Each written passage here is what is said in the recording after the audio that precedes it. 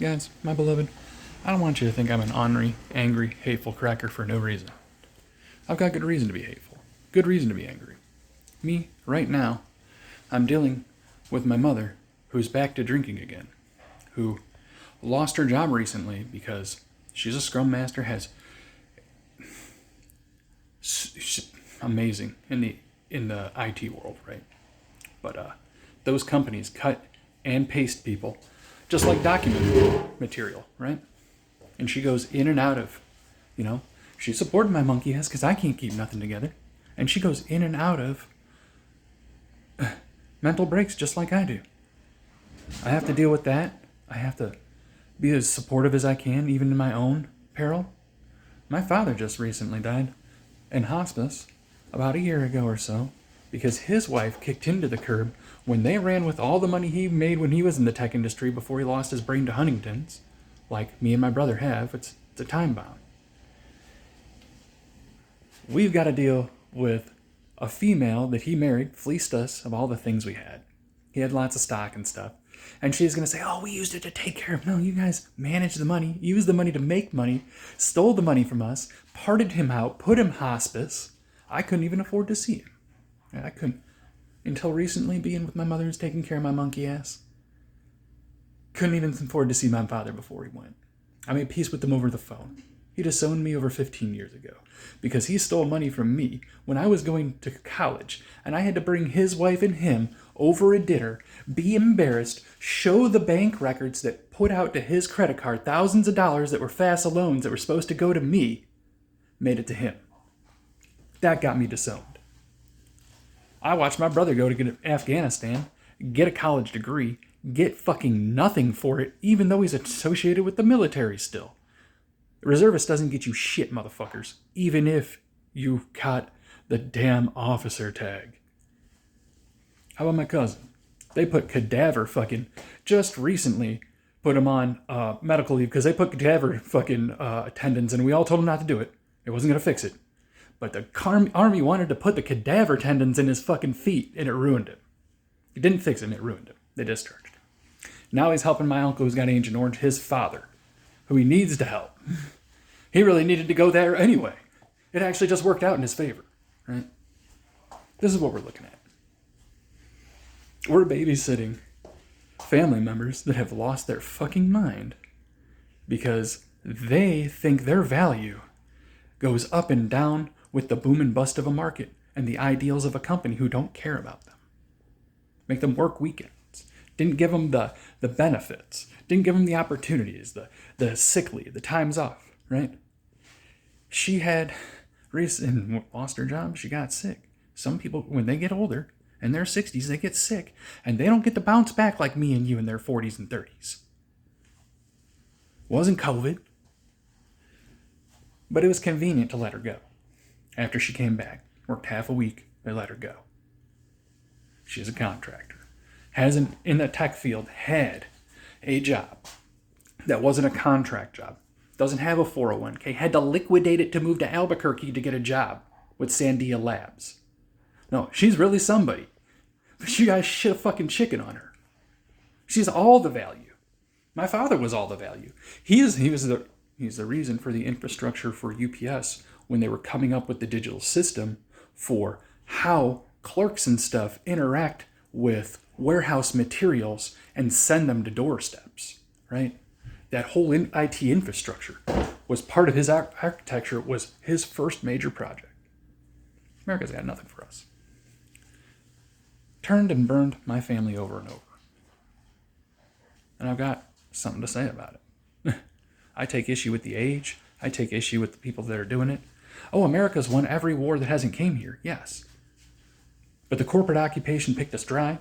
We financed highfalutin wages for your fucking families to have great middle-class lives, except those financed wages were on the back of the underclass who can't get the financing they need because you financed your wages, and a lot of those companies, they didn't really make it through the tech industry boom and bust era, right? Or the slashing and cutting of middle-class middle management, right? Middle management is an asset bubble, guys. Those companies, they just do research on certain things. They don't always have people putting value out. The value is them gathering information and getting into areas where it's more advantageous, whether it's by politics. And because that was less advantageous at a point in time, they quit doing it. That's how post-consumerism works, guys. We're selling no longer a product, but a software. A solution, right? That's his luck, guys. It's one thing after another for some of us. But some of us don't have that as our mission.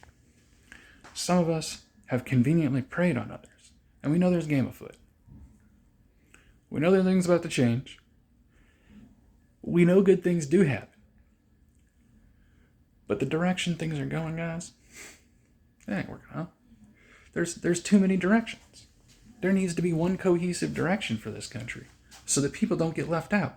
Listen, the Vedics talk about you can't go up any further than you already are, into the stratosphere, into the ether realm, into the anything, until the lowest person in your existence is brought up, that we're all the same level. But right now we have people in high authority whose brains are developed to a child level, where everything has to be their way, and they should just be able to be lucky enough to bump into things and then get access, because of the technology's advantages, to other people's information, and then create an industry as theft.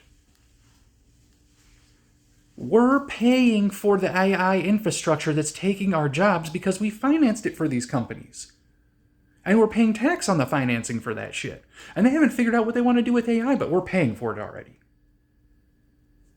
Before you even got it. That's why you got exposed to it for free, you idiots. You're paying for the infrastructure because the financing is from businesses that pull out of your finance pool. When you get older, guys, you increase in sorrow because you understand things. They can't run the same plays on you. But then there's less moves for you because you know the engagement with each thing. You have to be ready to take the engagement that each one of these things is a trick, unless you find a real opportunity. That's this life. Sifting and stratifying. They stratify us at a high level, but we don't get to stratify them at the level they stratify us. It's insanity. That's the makings for change. We're about there. We all see it. Historically, those kinds of things bubble up before great societal change forces the next big thing to happen. We believe we're at the end of the age. It has to be at the end of the age, right? Even though I said 500 years in this, no, it's not. We got to be here. We would see abundance coming in. No, what we see is the things that Saturn life out. And those are the enterprises of the elite. Things that stop things from living. That's what we're about to get. I believe consummate consequence is a thing, right? It's a thing. That's what the spirits keep telling me, guys. Getting involved with astrology just got me trained on exactly what's going on and how it's getting done. It's all planetary, right?